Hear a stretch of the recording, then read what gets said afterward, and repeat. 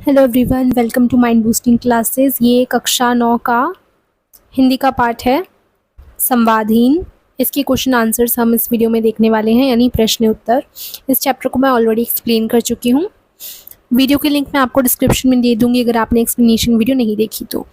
अभ्यास शुरू होता है पेज 52 से 60 तक, आपका ये वाला है।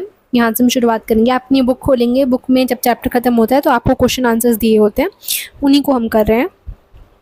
तो फर्स्ट क्वेश्चन देखें, रचना से संवाद, मेरे उत्तर मेरे तर्क। निम्नलिखित प्रश्नों के सटीक उत्तर चुनिए, ये भी बताइए कि आपको ये उत्तर उपयुक्त क्यों लगता है।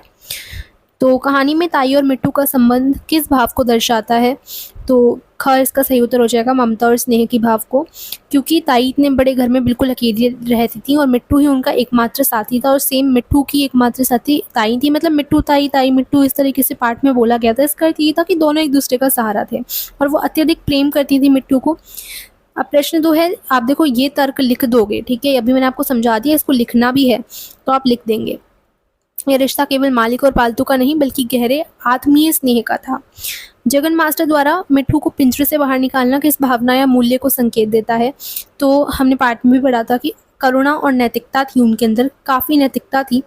उनके अपने रूल्स होते थे, अपने विचार थे, काफ़ी वो आदर्शवादी थे, ठीक है। उन्हें कैद रखना किसी भी जीव को उसे पाप लगता था उन्हें, कि हम कैद रखेंगे तो एक तरीके से हम पाप कर रहे हैं, ठीक है। तो इसलिए वो पिंजरे से निकाल देते थे। मिट्टू का उड़ जाना किस विचार को प्रस्तुत करता है। तो स्वतंत्रता की चाह होती है, वो बंधा था तो स्वतंत्रता की चाह ग सही है, कि उनकी स्वाभाविक प्रवृत्ति ही ऐसी होती है कि उन्हें उड़ना है ना। अब आप उसको पिंजरे में बंद करके सारी सुख सुविधाएं दे दोगे, लेकिन जैसे ही उन्हें मौका मिलेगा ना, उन्हें खुला आसमान दिए तो वो उड़ जाएंगे। ये उनकी ऐसी ही क्या कहते हैं प्रवृत्ति होती है, ठीक है। तो ये मैंने आपको बता दिया। प्रश्न 4 है कि ताई के जीवन के दुख का मुख्य कारण क्या था। तो काफ़ी सूनापन था, तो परिवार से दूरी और संवाद का अभाव, ये सही उत्तर हो जाएगा ख। परिवार उनका दूर था, उनकी बेटियों की शादी हो गई थी और जो बेटे थे वो चले गए थे शहरों में बसने। तो इसका उत्तर ये हो जाएगा। तर्क लिखे, तर्क आप लिखेंगे कि ताई के पास बड़ा घर और संपत्ति थी, लेकिन उनके बेटे और बेटियां उनके साथ नहीं थे। घर में जो है सन्नाटा रहता था, उनसे बात करने वाला कोई नहीं था और अपनों से बिछड़ना और किसी से बातचीत ना होना, ठीक है, अकेलापन और मानसिक दुख की बड़ी उनकी वजह थी, ठीक है। फिर आगे प्रश्न 5 है, कहानी में मानव समाज में व्याप्त किस विसंगति को उजागर किया है। अकेलेपन की भावना को देखो, मजबूरी, कर्म परायणता और संवाद धर्मता, इनको तो नहीं किया, अकेलेपन को ही किया है, जो दादी के थ्रू हमें दिखाया गया कि कैसे जो बुजुर्ग लोग हैं वो अकेले पड़ जाते हैं, है ना। तो वो चीज़ बताई गई है, आप तर्क में लिख दोगे कि इन्होंने दिखाया है कि आज के समाज में बुजुर्ग अपने ही घरों में अकेले पड़ गए हैं। भौतिक रूप से संपन्न होने के बावजूद भावनात्मक रूप से वे शून्य हैं। मतलब ताई के पास सब कुछ था, लेकिन उनके पास कोई बात करने के लिए नहीं, उन्हें अकेलापन ही खाया जा रहा था। धन संपत्ति की, कोई दौलत वगैरह की कमी थोड़ी थी उन्हें। तो वही चीज़ लिखनी है। फिर मेरे समझ मेरी विचार में देखें, आपको प्रश्न के उत्तर देने हैं। तो भगवान कैसे नैया पार लगेगी, ताई इस वाक्य में किस नैया की बात कर रही हैं और क्यों कर रही हैं। तो नया शब्द का अर्थ है कि उनका जीवन कैसे चलेगा। देखो, नैया शब्द ताई के जीवन रूपी नाव का प्रतीक है। ताई का अतीत बहुत ही वैभवशाली था, लेकिन वर्तमान में उन्हें, उनकी जो पति हैं, उनकी मृत्यु हो चुकी है। बेटे शहर में जाके बस गए हैं और बेटियों का ब्याह हो गया। बुढ़ापे के इस पड़ाव पर वो बिल्कुल अकेली हो गई हैं। घर में सन्नाटा पसरा रहता है। जब वे अपनी दयनीय स्थिति को देखती हैं तो चिंतित होकर भगवान से पूछती हैं कि उनके जीवन के बचे हुए दिन, यानी उनका बुढ़ापा कैसे कटेगा और उन्हें इस कष्टकाली अकेलेपन से मुक्ति कैसे मिलेगी। प्रश्न 2 है, धीरे धीरे सब पराये हाथ में चला गया, इस वाक्य में किस घटना की ओर संकेत किया गया है।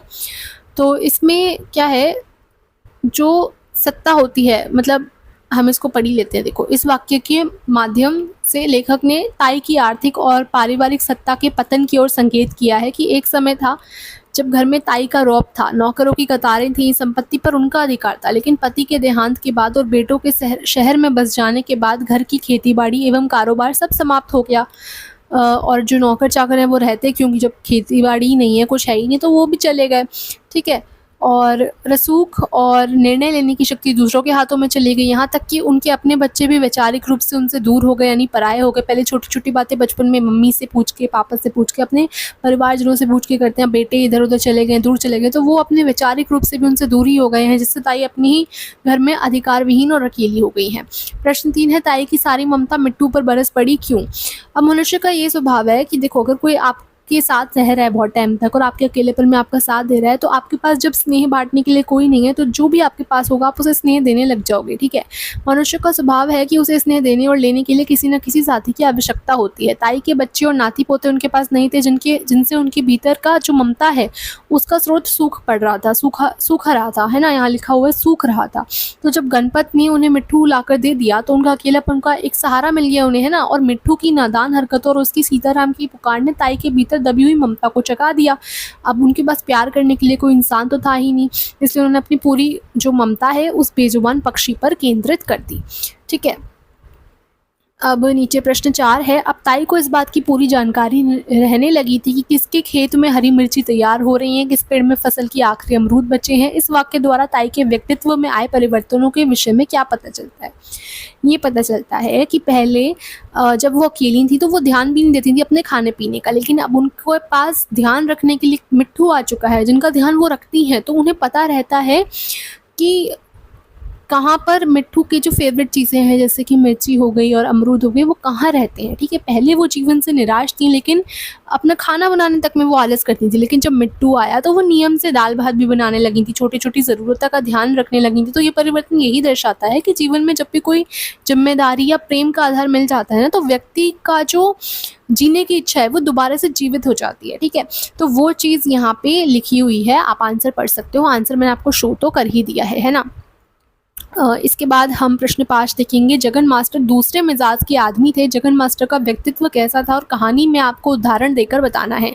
तो व्यक्तित्व कुछ ऐसा था कि काफ़ी आदर्शवादी थे, सिद्धांतवादी थे और संवेदनशील व्यक्ति थे, ठीक है। जीव दया उनके अंदर भर भर के थी, जिसके कारण वे किसी भी पक्षी को कैद में रखना पाप समझते थे। दूसरी ओर वो बहुत ही ज़्यादा सहृदय पड़ोसी भी थे। जब उनसे अनजाने में मिट्ठू उड़ गया तो वो गहरे पश्चाताप में डूब गए, है ना। और ताई के प्रति उनकी संवेदना इतनी गहरी थी कि उन्होंने उन्हें दुख से बचाने के लिए एवजी मिट्ठू को तैयार करने में अपनी पूरी शक्ति लगा दी। एवजी मतलब जो सेम दिखता था उसकी तरह, जो नया मिट्ठू था, नए को हम कहते हैं, उस मिट्ठू को तैयार करने के लिए भी अपनी पूरी जान लगा दी थी। वो उसे बहुत मेहनत से सिखा रहे थे, हालांकि वो सीख नहीं पाया था मिट्ठू, बट फिर भी। तो ये आप लिख दोगे। प्रश्न 6 है, कहानी का शीर्षक संवादहीन किसके लिए सबसे अधिक सार्थक प्रतीत होता है? ताई, जगन मास्टर, मिट्टू या नया तोता? तो देखो, ये जो है ना ताई के लिए सार्थक है, अधिक ताई के लिए सार्थक है। ताई का जीवन 2 स्तरों पर संवादहीन है। संवादहीन मतलब जो बोल नहीं सकते, बात नहीं कर सकते। पहला उनके बच्चों के साथ जिनसे उनका संपर्क टूट चुका है। दूसरा कहानी के अंत में जब मिट्ठू उड़ जाता है, गंगा स्नान से लौटी ताई नए तोते को अपना मिट्ठू समझकर उसे पुकारती रहती है, लेकिन बदले में तोता कुछ भी नहीं बोलता। तो इस प्रकार ताई के जीवन में शब्दों की मौजूदगी तो है, लेकिन उसके बावजूद भी भावों का संवाद खत्म हो जाता है, जिससे वे फिर से उसी मौन और संवादहीन दुनिया में पहुंच जाती हैं। प्रश्न 7 है कि अब यही 2 प्राणी गांव के बीच में स्थित बड़े घर के उस सूने खंडहर में एक दूसरे को सहारा देने के लिए रह गए थे। ताई के बड़े घर को सूना खंडहर क्यों कहा गया होगा? इसलिए कहा गया होगा कि भले ही उनके पास सब कुछ है, लेकिन जब घर में कोई है ही नहीं तो वो खंडहर ही हो जाता है ना, मतलब बात करने के लिए कोई नहीं है। तो इसमें देखो, घर की जीवंतता वहाँ रहने वाले लोगों और उनकी आपसी प्रेम से होती है। ताई की हवेली भौतिक रूप से बहुत विशाल थी, लेकिन वहाँ खुशियाँ, बच्चों की किलकारियाँ और आत्मीय बातचीत का नितांत अभाव था, यानी कि नहीं था, एब्सेंट था। जहाँ कभी चहल पहल रौनक हुआ करती थी, अब वहाँ पे सन्नाटा और धूल हुआ करता था, बस, है ना। तो वो चीज़ें ही आपको लिखनी है। तो लेखक ने खंडहर शब्द का प्रयोग ताई के उजाड़ हो चुके सामाजिक और पारिवारिक जीवन को दर्शाने के लिए किया है। अब नीचे कुछ उत्तर हैं, आपको उनके 2-2 प्रश्न दिए गए हैं। नीचे कुछ उत्तर और उनके 2-2 प्रश्न दिए गए हैं। पहचानिए कि इनमें से कौन सा प्रश्न उस उत्तर के लिए उपयुक्त है। तो देखिए, प्रश्न 1 उत्तर है, ताई के अकेलेपन को मिट्ठू ने सहारा दिया। अब इसके 2 प्रश्न हैं, ताई के सूनापन को किसने सहारा दिया और ताई को मिट्ठू किसने भेंट में दिया था? तो किसने भेंट में दिया था, इसका उत्तर तो ये नहीं हो सकता कि अकेलेपन को मिट्ठू ने सहारा दिया, जबकि ताई के सोनेपन को किसने सहारा दिया, इसका उत्तर ये बिल्कुल बन रहा है कि ताई के अकेलेपन को मिट्ठू ने सहारा दिया। तो सही प्रश्न इस उत्तर के लिए हो जाएगा क। ठीक है, तो उत्तर दिया है, आपको सही प्रश्न पहचानना है उसके लिए। ताई के लौटने से पहले मिट्ठू उड़ गया था, इसका सही प्रश्न हो जाएगा ख वाला। ताई के प्रयागराज से लौटने से पहले क्या अनहोनी हुई, मिट्ठू उड़ गया था, है ना। तो ये सही प्रश्न बन रहा है, इसको आप लिख दोगे। उसके बाद आगे देखेंगे प्रश्न 3, उत्तर है गांव वालों को डर था कि ताई को सच्चाई जानकर सदमा लगेगा। अब इसके प्रश्न है, गांव वाले ताई के वापसी से क्यों चिंतित थे, गांव वाले मिट्ठू के उड़ने से खुश क्यों थे। तो क वाला प्रश्न ज़्यादा सही लग रहा है। क्यों चिंतित थे, चिंतित इसलिए थे क्योंकि उन्हें डर था कि ताई को सच्चाई जानकर जो है सदमा लगेगा। तो क सही है। फिर उसके बाद कहानी का शीर्षक संवादहीन जीवन के मौन का प्रतीक है। कहानी का शीर्षक संवादहीन क्यों उपयुक्त नहीं है, शीर्षक संवादहीन का क्या भावार्थ है। ख प्रश्न एकदम सही सूट कर रहा है। मेरे अनुभव मेरे विचार, आपको प्रश्न दिए गए हैं, अपने अनुभव के आधार पर आपको उत्तर देने हैं। कभी कभार गांव में थोड़ी देर के लिए भी न्योते बुलावे में जाती तो 10 बार खिड़की दरवाजे की सांकलें ढोकर देखती। ताई की तरह जब आप अपने घर या परिवार से दूर होते हैं तो किसी वस्तु या व्यक्ति की चिंता आपको भीतर से कैसे परेशान करती है, तो ये आप लिख दोगे। इसमें हम लिख सकते हैं कि मनुष्य का जो ना ह्यूमन नेचर ही ऐसा होता है कि जिससे वो बहुत ज़्यादा प्यार करते हैं, या जो उनके जीवन में अकेलेपन का एकमात्र सहारा होता है ना, उनके प्रति वो बहुत ही ज़्यादा सिक्योर से हो जाते हैं, मतलब सुरक्षात्मक हो जाते हैं, और उसकी थोड़ा पॉजिटिव हो जाते हैं, उसकी देखभाल करने लगते हैं और सेफ्टी का ध्यान रखने लगते हैं। तो ताई के लिए मिट्ठू एकदम वैसा ही पक्षी था, क्योंकि उनके घर में कोई था नहीं, तो वो उन्हीं की मिट्ठू की ही देखभाल में लगी रहती थी। ठीक है, अब उन्हें उनकी अनुपस्थिति में मिट्ठू की चिंता सताती थी, इसलिए वे बार बार दरवाजे की सांकलें ठोकर देखती थी। ठीक है, फिर देखें यहाँ पर अपना अनुभव एक्सपीरियंस बता सकते हो, जब आपने ऐसा एक्सपीरियंस किया हो कि आपका कोई भी प्रिय वस्तु या आपके परिवार से कोई भी इंसान आपसे जब दूर होता है तो आप कैसा फील करते हैं, वो लिख सकते हैं। प्रश्न 2 है, आखिर वह भी तो बोलता बतियाता प्राणी है, क्या आप मानते हैं कि पशु पक्षी भी संवेदनाएं होती हैं उनके अंदर भी। आपने किसी अनुभव का वर्णन करते हुए लिखिए। अपने किसी अनुभव का वर्णन करना है। देखो, हाँ, मैं पूरी तरह मानता हूँ कि पशु पक्षियों में भी गहरी संवेदनाएं और भावनाएं होती हैं। वे हमारी भाषा बोल नहीं सकते, लेकिन वे हमारे आवाज़ के लहजे और स्पर्श को बखूबी समझते हैं।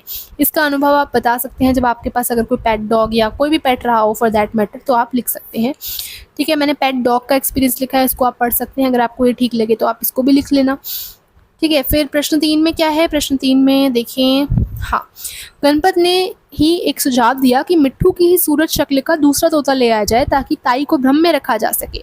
ठीक है, अब भ्रम में रखना उचित है या नहीं, ये आपको बताना है। तो मेरी राय में भ्रम में रखना पूरी तरह उचित तो नहीं था। अब क्यों नहीं था, क्योंकि देखो, गणपत और जगन मास्टर का उद्देश्य तो नेक था, वे ताई को सदमे से बचाना चाहते थे। इसका एक ही उपाय उनके पास था कि ताई को सेम तोता ले आया जाए ताई के लिए। ठीक है, अब ताई को तोते के उड़ जाने का समाचार धीरे धीरे मिले ताकि वह सुख दुख को सहन कर सकें। सीधे तोते को न रहने का समाचार ताई को झटका दे सकता था, उनकी मृत्यु का भी कारण बन सकता था, है ना। प्रश्न 4 है, ताई सोच रही थी कि उन्हें देखते ही मिट्ठू राम राम सीताराम की रट लगाकर आसमान सिर पर उठा लेगा। क्या कभी ऐसा हुआ कि आपने सोचा कुछ और हुआ कुछ, अपना अनुभव आपको बताना है। तो यहाँ पे आप अपना वो वाला अनुभव लिख देंगे, जैसे कि यहाँ पे मैंने लिखा हुआ है, पिछले साल मेरा जन्मदिन था, मुझे पूरा विश्वास था मेरे माता पिता मुझे साइकिल उपहार में देंगे, जिसकी मैं हफ्तों से मांग कर रहा था। मैंने मन ही मन सोच भी लिया था। ठीक है, लेकिन जब शाम को उपहार खोला तो साइकिल की बजाय किताबों का एक सेट और घड़ी निकली। ठीक है, मैं बहुत निराश हुआ क्योंकि मैंने सोचा कुछ और, हुआ कुछ और। ठीक है, फिर बाद में जब मैंने उन्हीं किताबों को पढ़ना शुरू किया तो मुझे एहसास हुआ कि मेरे ज्ञान के लिए साइकिल से कहीं और अधिक उपयोगी थे। इस अनुभव ने मुझे सिखाया कि जीवन हमेशा हमारी उम्मीदों के अनुसार नहीं चलता और हमें परिस्थिति के लिए तैयार रहना चाहिए। तो इस प्रकार से कोई भी आप अपना अनुभव यहाँ पे शेयर कर सकते हैं। 5वां प्रश्न देखो, मिट्ठू अब पिंजरे में रहने का इतना आदी हो चुका था कि उन्होंने बाहर आने की कोई इच्छा प्रकट ही नहीं करी। तो क्या प्राणी सचमुच पिंजरे में रहने के आदी हो सकते हैं? तो हाँ, ये तो एक साइकोलॉजिकल फैक्ट है कि जब कोई भी एक लंबे समय से आप किसी भी प्राणी को एक जगह रखोगे, एक लिमिटेड इन्वायरमेंट में रखोगी, तो वो अपना स्वाभाविक आज़ादी और हिम्मत खो देते हैं और वो उन्हीं में अडेप्ट हो जाते हैं। ठीक है, प्राणी को लगता है कि पिंजरा ही उसका संसार है और बिना मेहनत किए वहाँ भोजन और सुरक्षा मिल ही रही है, तो बाहर की दुनिया उसे डरावनी और असुरक्षित लगने लगती है। अब आसपास से उदाहरण आप ले सकते हैं, जैसे कि सर्कस के जो जानवर होते हैं, हाथी जैसा शक्तिशाली जानवर बचपन से ही ऐसे सर्कस वाले माहौल में रहा है, तो बड़े होने पर उसे रस्सी को आसानी से वो तोड़ पाएगा। ठीक है, देखो क्या होता है कि जो हाथी होते हैं वो पतली रस्सी या सांकल से बांधा जाता है, सर्कस वाले जो हाथी होते हैं, ठीक है, तो बड़े होने पर रस्सी को आसानी से तोड़ सकता है, लेकिन वो कोशिश ही नहीं करता। अब जिस रस्सी से उसे बांधा गया है, अब वो हाथी जब बड़ा हो जाता है तो वो आराम से तोड़ लेगा, उसके पास शक्ति तो आ गई, लेकिन वो कोशिश ही नहीं करता क्योंकि उसे आदत हो जाती है उसे बंधे रहने की और उसे बंधा रहना पसंद आने लगता है। ठीक है, तो ऐसे आप लिखेंगे। फिर है विधा से संवाद। अब यहाँ संवादहीन कहानी में अनेक विशेष बिंदु हैं जो इसे प्रभावपूर्ण बनाते हैं। नीचे कहानी की कुछ विशेष बिंदु और उनके उदाहरण दिए गए हैं, तो आपको क्या करना है, कहानी से इसी प्रकार एक एक उदाहरण खोजकर लिखना है। विशेष बिंदु जैसे कि चित्रात्मकता, इसका अर्थ होता है शब्दों के माध्यम से पाठक के मन में स्पष्ट और जीवंत चित्र या छवियां बनाना। इसका उदाहरण है मिट्ठू एक डाल से दूसरी डाल पर, एक पेड़ से दूसरे पेड़ पर अपने पंख तोलने में मशगूल रहे। संवादात्मकता, इसका अर्थ होता है कथ्य को आगे बढ़ाने के लिए पात्रों के विचार भाव आदि व्यक्त करने के लिए बातचीत और संवादों का प्रयोग। इसका उदाहरण है राम राम कहो सीताराम कहो। पुनरुक्ति, इसका अर्थ है शब्दों की बार बार पुनरावृत्ति से भाव की तीव्रता, यानी कि आप बार बार एक वर्ड को रिपीट करोगे तो उसमें आपको एक भाव आता है, तीव्रता आती है। कटेगी कटेगी कटेगी 3 बार बोला है ना। फिर अतिशयोक्ति, इसका अर्थ है कि किसी पात्र घटना भाव या वस्तु का वर्णन इतना बढ़ाकर करना कि वो असंभव साउंड करे। जैसे रेलगाड़ी में उसका भी टिकट लगेगा, आखिर वह भी तो बोलता बतियाता प्राणी है, मिट्ठू के लिए बोला किया है ये तो एकदम इम्पॉसिबल बात है कि मिट्ठू की टिकट लग रही है। फिर है लोकधर्मी भाषा, ग्रामीण सहज बोलचाल की भाषा। भगवान कैसे नैया पार लगेगी, तो ये ग्रामीण बोलचाल मतलब आम बोलचाल की भाषा है, ऐसे हम जनरली नहीं बोलते कैसे नैया पार लगेगी, एकदम आम बोलचाल की सहज भाषा है। ठीक है, फिर देखें किसी कहानी का अंत अनेक प्रकार से हो सकता है, जैसे कि सुखांत, दुखांत, मुक्त अंत। इन सब का मतलब भी समझते जाते हैं। सुखांत मतलब कि कहानी की हैप्पी एंडिंग हो रही है, दुखांत मतलब कहानी का अंत दुख वाला हो रहा है, कोई मर गया या कोई हानि हो गई तो वो सैड एंडिंग होती है। मुक्त अंत मतलब स्पष्ट रूप से कहानी खत्म नहीं होती बल्कि सोचने के लिए छोड़ दिया जाता है ना। तो ऐसी बहुत सी मूवीज होती हैं जिनकी कोई ऐसी एंडिंग नहीं होती, बल्कि आप ही उलझन में पड़ जाते हैं कि ये कैसी एंडिंग थी भाई, आप खुद ही सोचने पर मजबूर हो जाते हैं। फिर है अप्रत्याशित अंत, इसका अर्थ है जब अंत अचानक और अप्रत्याशित रूप से सामने आता है। फिर यथार्थवादी अंत होता है जब कहानी का अंत जीवन की सच्चाई जैसा लगे। प्रेरणात्मक अंत यानी कि जब कहानी के अंत में कोई प्रेरणा या सकारात्मक सोच दी जाए। व्यंग्यात्मक अंत का अर्थ है जब कहानी का अंत व्यंग या कटाक्ष से किसी सत्य को प्रकट करता है। आपके अनुसार संवादहीन कहानी का जो अंत है वो किस श्रेणी में जाना चाहिए, तो निश्चित रूप से दुखांत कहानी थी, क्योंकि एंड में क्या हुआ था, मिट्ठू उड़ गया था, दादी दोबारा अकेली रह गई थी। जो आपने पढ़ी होगी कहानी तो आपको पता ही होगा कि लास्ट में मिट्ठू उड़ा दिया गया था। जगन मास्टर हालांकि उड़ाना नहीं चाहते थे लेकिन वो उड़ गया था। तो कहानी का अंत संवादहीनता के गहरे दर्द से होता है। ताई के जीवन की असली पीड़ा है किसी को अपनाना, किसी के ले जाना, उससे बोलना, रूठना, मनाना, संवाद करना। वह है तो जीवन है, वरना जीवन बोझ है। अब आपको ये भी बताना है कि इस कहानी का नया अंत किस प्रकार आप करना चाहेंगे। तो देखिए, सबसे पहले हम पहले प्रश्न का उत्तर देंगे कि किस श्रेणी में रखा जा सकता है। तो इस कहानी का अंत हम यथार्थवादी भी बोल सकते हैं। यथार्थवादी का अर्थ क्या था, जीवन की सच्चाई जैसा अंत लगे तो था, क्योंकि हमारे जीवन में भी असलियत में भी ये होता है ना। तो लेकिन यथार्थ में भी एकदम दुख था, एकदम सैड ही थी एंडिंग। मतलब जीवन की सच्चाई तो बताई थी लेकिन वो एकदम सैड वाली थी। तो हम एक तरीके से कंक्लूड करें तो दुखांत कहानी ही कहेंगे इस चीज़ को, तो हम दुखांत ही लिख लेना आप यहाँ पे। ठीक है, दुखांत कहानी थी। इस कहानी का अंत उस अकेलेपन के त्रास पर होता है, मानो ताई फिर से मौन और संवादहीनता की गहरी गुफा में समाने वाली हैं। इस कहानी का अंत यथार्थवादी भी है, परंतु इस यथार्थ में दुख ही दुख है, इसलिए मूलतः इसे दुखांत कहानी कहेंगे। कहानी का एक नया और सकारात्मक अंत इस प्रकार हो सकता था कि एक दिन ताई अकेली बैठी मिट्टू के बारे में सोच रही थी। अचानक उनके पैरों पर किसी की सरसराहट की आवाज़ आई। उन्होंने देखा तो उनके कदमों में मिट्टू बैठा है। पुराना मिट्टू वापस आ गया है। उसने चहक कर कहा, राम राम ताई, और फिर ताई की संवादहीन दुनिया फिर से चहक उठी। इस प्रकार से भी एंडिंग कर सकते थे, हैप्पी एंडिंग हो जाती। देखो भाई, मुझे तो हैप्पी एंडिंग ही पसंद है। आप बता सकते हो मुझे कमेंट्स में आपको किस प्रकार की एंडिंग पसंद है। मोस्टली लोगों को हैप्पी एंडिंग ही पसंद होती हैं, बट कोई नहीं, इसकी सैड थी। अंत में जगन मास्टर की घरवाली ने उनकी चिंता दूर कर दी। यहाँ पे घरवाली को अंडरलाइन किया गया है, तो इनका नाम नहीं दिया गया, तो इसे कहीं मिस मास्टराइन तो कहीं जगन मास्टर की घरवाली कहा गया है। आपके अनुसार कहानी में ऐसा क्यों किया गया है? तो देखिए, ग्रामीण परिवेश और पुराने समय में कहानियों में अक्सर महिलाओं की पहचान उनके पति के नाम या व्यवसाय से जोड़ी जाती थी। ठीक है, लेखक ने शायद ऐसा इसलिए किया होगा कि ताकि जो कहानी है वो ग्रामीण और पारंपरिक प्रभाव कहानी का बना रहे। दूसरा कारण ये हो सकता है कि कहानी की मुख्य केंद्र ताई और मिट्टू का संबंध है, इसलिए जो साइड कैरेक्टर्स हैं उनके नाम ना बताने की जगह ऐसे ही बोल दिया मास्टराइन, या उनके रिश्ते पे ही जोड़ दिया गया है, ऐसे नाम नहीं बताया।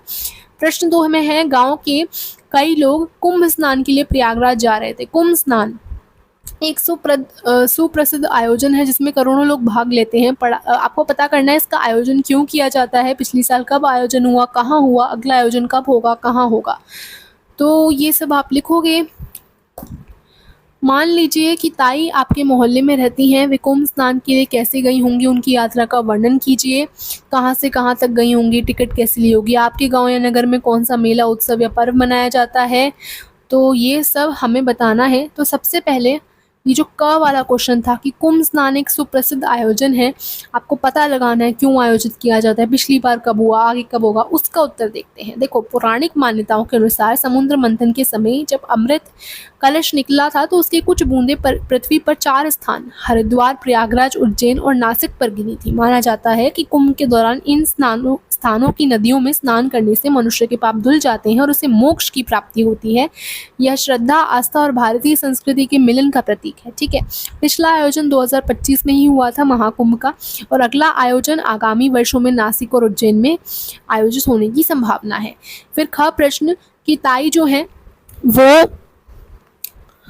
उनकी यात्रा कैसे कैसे रही होगी।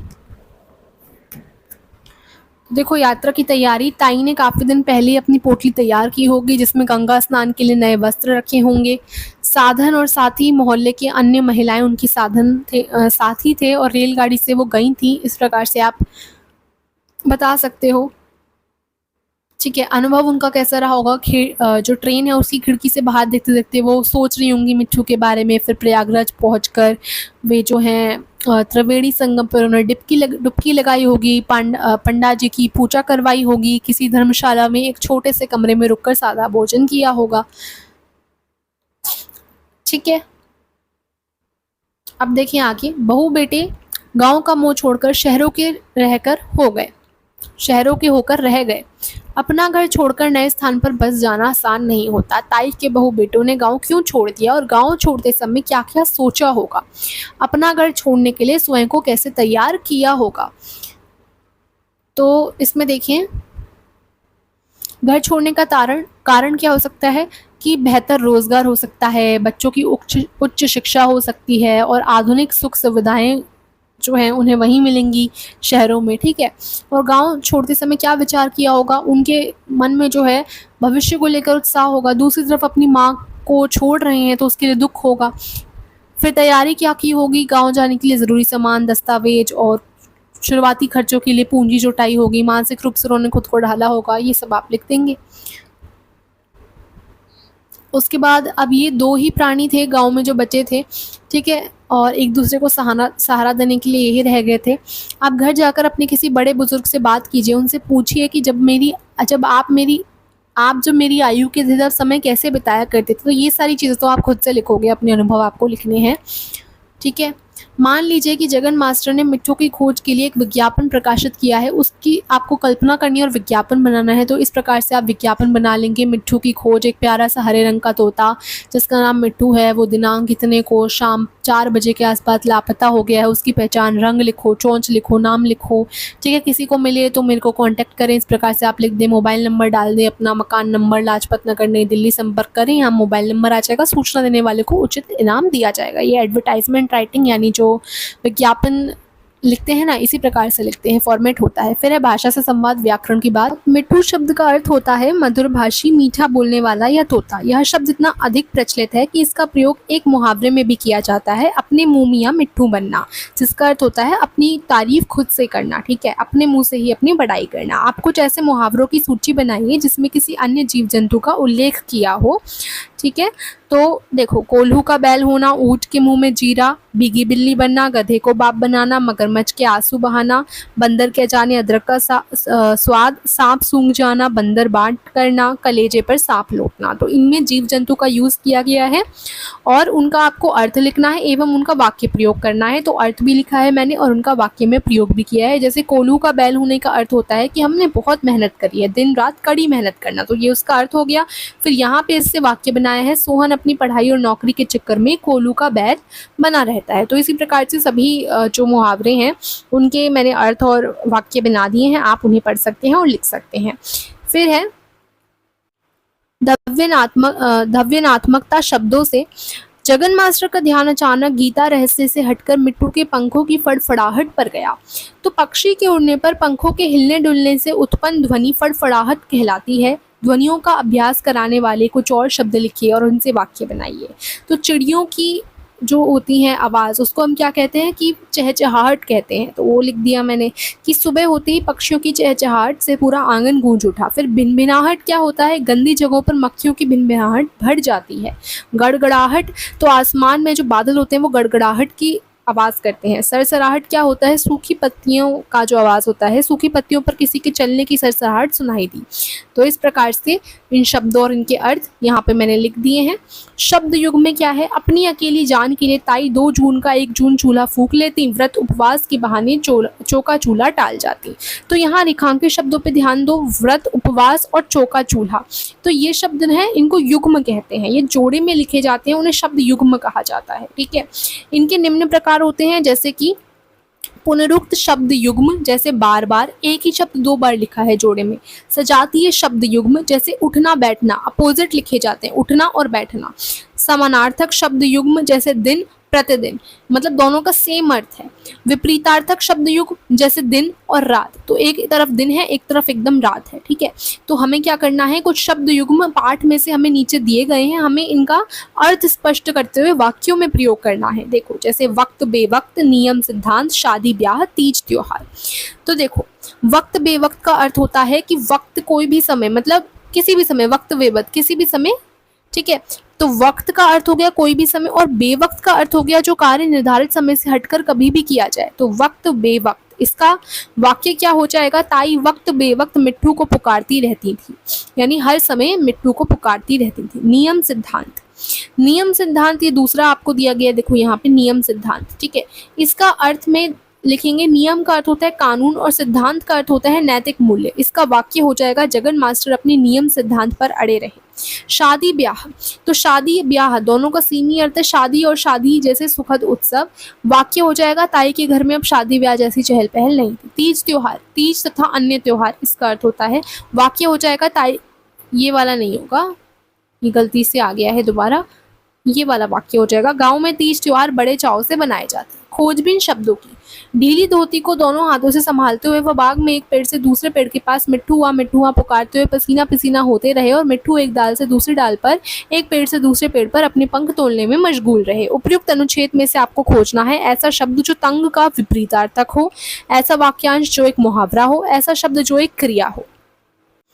इसके अलावा और भी खोजने हैं, संज्ञा, सर्वनाम, विशेषण, कारक और कर्ता, ये सारे शब्द भी खोजने हैं। तो देखो, तंग यानी कि तंग पड़ गई, इसका मतलब टाइट होता है, तो ढीली इसका विलोम शब्द हो जाएगा, ठीक है। मुहावरा, एक मुहावरा ढूंढना था, तो मुहावरा आप इसमें से पढ़ें तो देखो पसीना पसीना हो गए, यानी कि थक गए एकदम, पसीना पसीना होना ये मुहावरा हो गया। क्रिया संभालते हुए और तोलने, ये सारी क्रिया है, यानी कि कुछ काम कर रहे हैं। संज्ञा मिट्ठू, बाग, पेड़, पंख, ठीक है। सर्वनाम वह, उसे। विशेषण एक दूसरे। कारक हाथों से, बाग में, पेड़ के पास, और कर्ता हो गया मिट्ठू, ठीक है।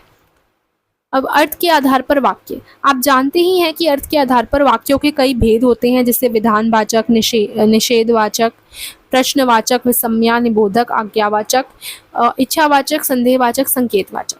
देखो, विधानवाचक का अर्थ क्या होता है? किसी घटना या स्थिति के बारे में कथन करने वाला वाक्य। इसका उदाहरण है जगन मास्टर ने पिंजरे का दरवाजा खोल दिया, ठीक है। निषेधवाचक मतलब किसी कार्य के न होने या मना करने का भाव व्यक्त करने वाला वाक्य। मिट्ठू ने कोई हरकत नहीं की, मतलब नहीं हुआ कोई कार्य, तो उसका भाव व्यक्त कर रहे हैं कि उसने हरकत नहीं की। और विधानवाचक में क्या था? किसी घटना या स्थिति के बारे में बता रहा था कि जगन मास्टर ने पिंजरे का दरवाजा खोल दिया, तो ये स्थिति थी, ये घटना थी। प्रश्नवाचक में जिसमें प्रश्न पूछा जाए, मिट्ठू अब कैसे कटेगी। विस्मयादि बोधक वाक्य आश्चर्य, प्रसन्नता या दुख प्रकट करने वाला वाक्य होता है। मिट्ठू ने फिर तिरछी आंख से रोशनदान के बाहर की दुनिया को देखा और ये गए वो गए, तो यहाँ आश्चर्य, प्रसन्नता या दुख प्रकट हो, ऐसे वाक्य को कहते हैं। आज्ञावाचक वाक्य होता है कि जिसमें किसी चीज को करने का आदेश या आग्रह करा जाए। राम राम कहो, सीता राम कहो, ये बोला जा रहा है, आदेश दिया जा रहा है, एक तरीके से आग्रह किया जा रहा है। तो ये सारे हमारे वाक्य और उनके भेद थे। 3 प्रकार के वाक्य और बचे हैं। इच्छावाचक वाक्य, किसी आकांक्षा, आशा या इच्छा को प्रकट करने वाला वाक्य, जैसे जीते रहो बेटा, जुग जुग जियो। संदेहवाचक वाक्य क्या होते हैं? किसी बात को लेकर शंका या अनिश्चितता प्रकट करने वाला वाक्य। ताई के सूनेपन का साथी न जाने किन अमराइयों में घूम रहा होगा, तो संदेहवाचक है, मतलब शंका है, इनको पता नहीं है, न जाने कहाँ घूम रहा होगा, तो ये जो है शंका है। संकेतवाचक वाक्य, इसमें एक बात या कार्य का होना या ना होना किसी दूसरी बात या कार्य के होने या ना होने पर निर्भर करता है, जैसे कि जब खेती बाड़ी नहीं, कारोबार नहीं, तो नौकर चाकर किस दम पर टिकते। यानी कि अब खेती बाड़ी नहीं है तो इस पे ही डिपेंड कर रहा है नौकर चाकर। अगर खेती बाड़ी है ही नहीं तो नौकर चाकर भी क्यों ही होंगे, किसी बात पे टिकेंगे वो, है ना। अब आप भी अपनी पुस्तक में से प्रत्येक प्रकार का एक वाक्य चुनिए। तो देखो, विधानवाचक वाक्य जो है, विधानवाचक वाक्य कोई जानकारी देता है ना, जो हमने पढ़ा था कि किसी कथन को स्पष्ट करता है। तो ताई जिस घर में रहती थी वह एक विशाल हवेली थी, तो हमें इस बात से ये कथन हमें स्पष्ट हो गया, मतलब हमने एक जानकारी दी। निषेधवाचक वाक्य क्या होते थे? जो थोड़ा सैड न्यूज़ बताएं, या फिर कोई हमने यहाँ पे देखो पीछे पढ़ा भी था, अच्छा मैंने साइड में भी लिखा है। नकारात्मक का मैंने उदाहरण दिया है, मिट्ठू ने बाहर आने की कोई इच्छा प्रकट नहीं की। प्रश्नवाचक वाक्य यानी सवाल पूछना, भगवान नया कैसे पार लगेगी। विस्मयादि बोधक वाक्य क्या होते थे? जो आश्चर्य तथा उत्साह, कोई गहरा भाव प्रकट करें, अरे यह मिट्ठू तो एकदम बदल गया है। आज्ञावाचक वाक्य, किसी को हम प्रार्थना करें, किसी से या किसी को आदेश दें, राम राम कहो, सीता राम कहो। इच्छावाचक वाक्य, इसमें हम इच्छा प्रकट करते हैं, जुग जुग जियो मिट्ठू। संदेहवाचक वाक्य में शंका या संभावना होती है, शायद ताई को इस नए तोते और पुराने मिट्ठू के बीच का अंतर समझ में आ गया था। संकेतवाचक वाक्य, इसमें शर्त या कारण प्रभाव होता है, यानी कि एक चीज़ पे डिपेंड करता है दूसरा चीज़ होना। यदि जगन मास्टर रोशनदान खुला ना छोड़ते तो मिट्ठू कभी ना उड़ता, यानी अगर खुला ना छोड़ा होता तो इस पे डिपेंड कर रहा है मिट्ठू का उड़ना, ठीक है।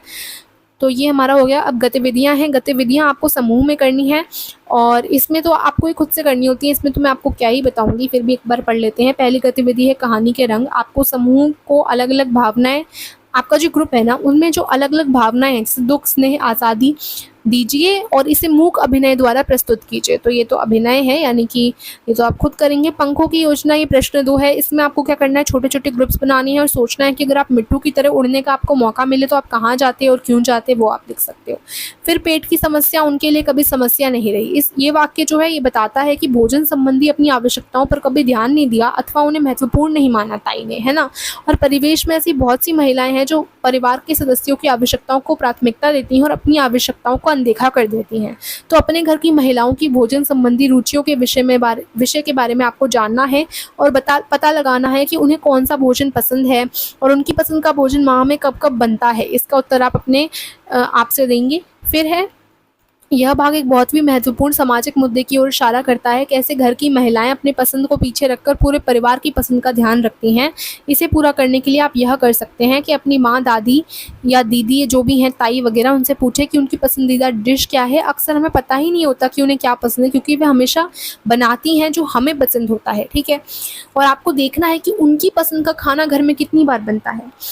फिर है मेरी पहेली। इसमें क्या है, अपने समूह के साथ मिलकर ऐसे पहेलियों या प्रश्न बनाइए जिनके उत्तर निम्नलिखित हों, जैसे तोता, ताई, कुंभ, पिंजरा, कमरा, गंगा। तो ऐसे आपको क्या बनाने हैं, प्रश्न बनाने हैं जिनके आंसर ये हो सके।